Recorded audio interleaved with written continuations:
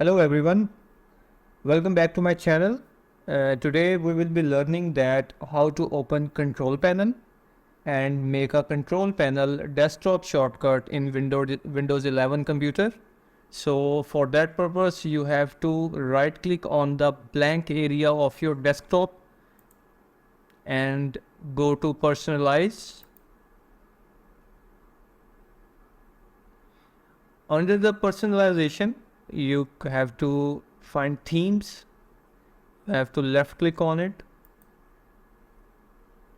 You can also reach here from this search menu, and under the themes you can see desktop icon settings. Left click on it and you can see desktop icons. You can check that box whatever the shortcut you want. So I will check this box for control panel, and next you can click on apply and OK. So let's check our desktop. Yes, our control panel shortcut has been created. Now let's check it. You have to double click on it. Yes, control panel is opening. So this is the way how you can make a control panel desktop shortcut and open control panel in Windows 11 computer.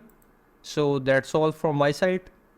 Thank you for watching this short tutorial. Stay tuned for further brief tutorials. Take care. Goodbye.